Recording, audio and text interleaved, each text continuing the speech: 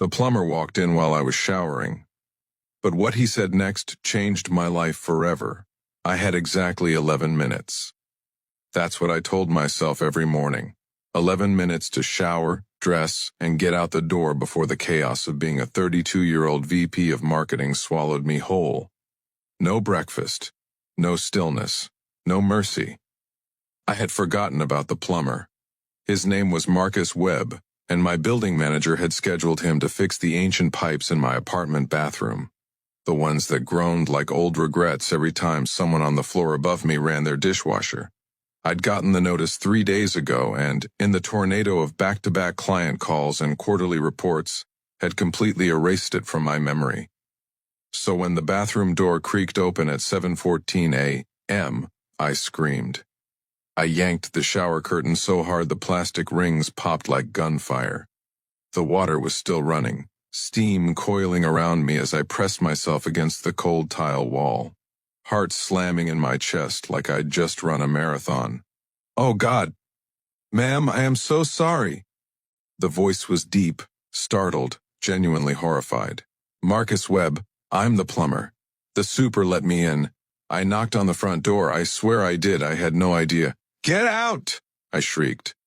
The door slammed shut in half a second. I stood there, shaking, water streaming down my face, equal parts furious and mortified. I turned off the shower with trembling hands, wrapped myself in a towel, and pressed my back against the wall for a full 30 seconds, just breathing. Great, I thought.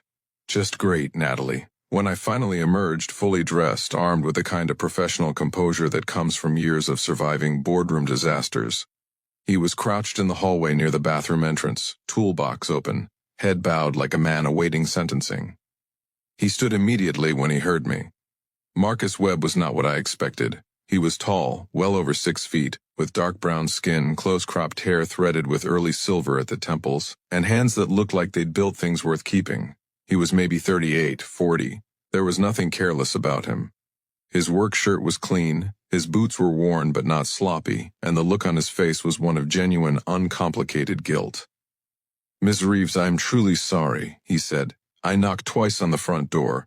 I should have knocked on the bathroom door too before entering. That's on me. I take full responsibility."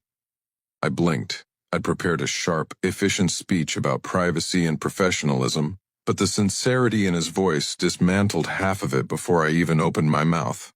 "It's fine," I said stiffly, which was a lie, but I didn't have time for anything else. "Just fix the pipes. I have to be at work in 20 minutes. He nodded once and got back to work. I grabbed my blazer, my laptop bag, my cold coffee from the counter. I was halfway to the door when his voice stopped me. "Can I ask you something?" I turned, impatient. "What?" He was still crouched near the wall, wrench in hand, but he was looking at me with an expression I couldn't immediately classify. Not flirtatious, not rude, thoughtful. "You said you have to be at work," he said quietly. "Not that you want to be, not that you're excited to be." The question landed like a stone dropped into still water. I opened my mouth, closed it. The honest answer, the one that rose up fast and ugly from somewhere I usually kept locked, surprised me. "No, I haven't liked it in a long time." "That's not really any of your business," I said instead, and walked out the door. I thought about what he said for the entire 40-minute commute, through the crowded subway car, through the elevator ride to the 14th floor, through the first 3 hours of my morning, when I sat in a glass conference room and watched my own mouth move, pitching, persuading, performing, while some quieter part of me watched from a distance. "Do you even like what you do?"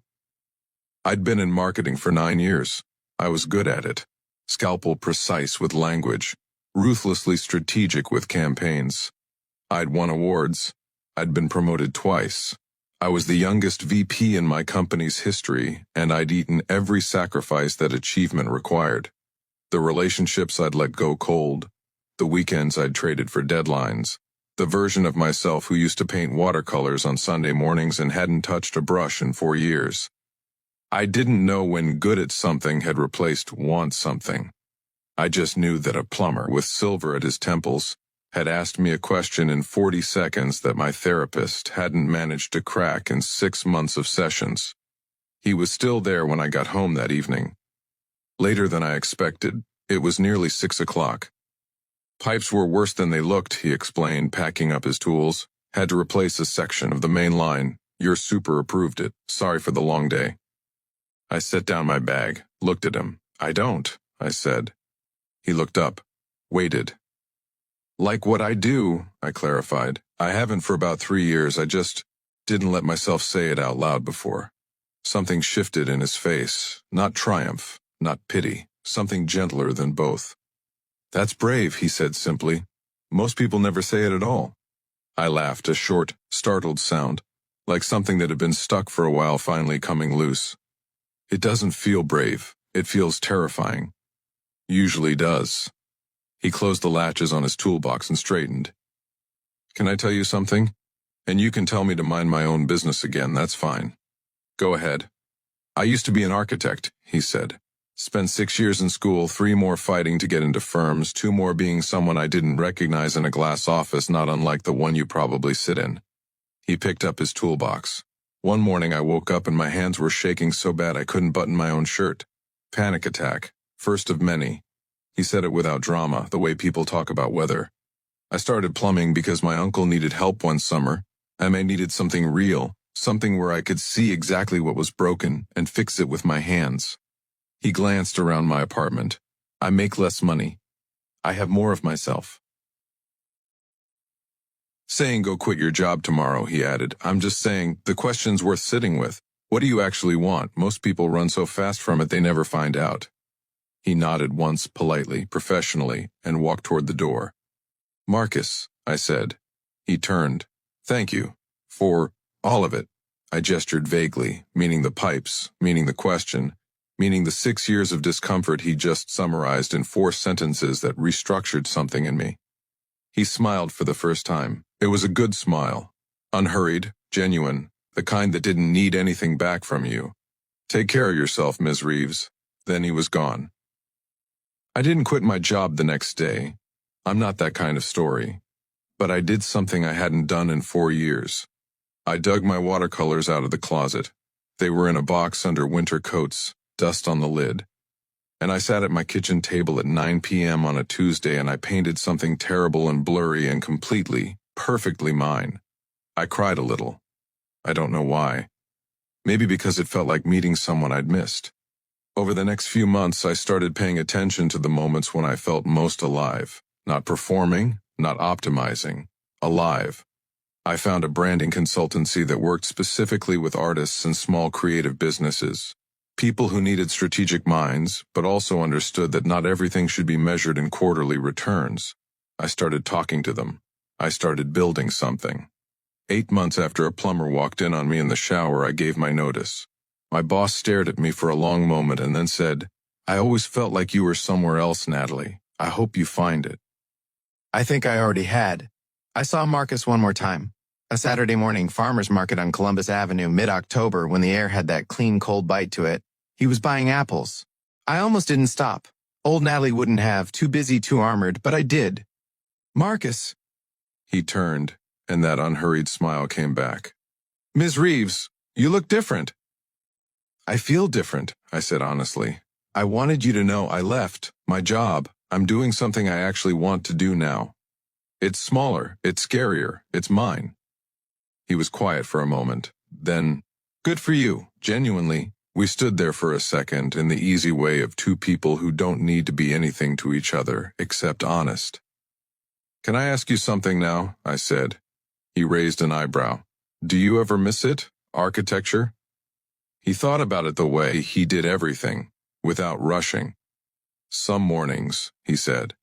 But I miss who I thought I'd become, more than the work itself, and I like who I actually became a whole lot better. He picked up his apple bag. That's worth more than the blueprint. I watched him go and felt something settle in my chest, quiet and certain, like a pipe that had finally stopped groaning. Ask me sometimes what changed. What was the turning point? And I always feel a little ridiculous saying it. A plumber walked into my bathroom and asked me one question, because it sounds small, it sounds absurd. But here's what I've learned. The truth doesn't always arrive dressed for the occasion. It doesn't come in a TED Talk or a therapy breakthrough or a perfectly timed epiphany at sunset. Sometimes it comes from a man with silver at his temples and a wrench in his hand, asking you something so direct and so simple that your whole carefully constructed life suddenly has nowhere left to hide. Do you even like what you do? I didn't, now I do. And that 11-minute morning, the screaming, the embarrassment, the cold tile wall, turned out to be the best thing that ever happened to me. Sometimes the most important doors in your life are the ones someone else opens by accident.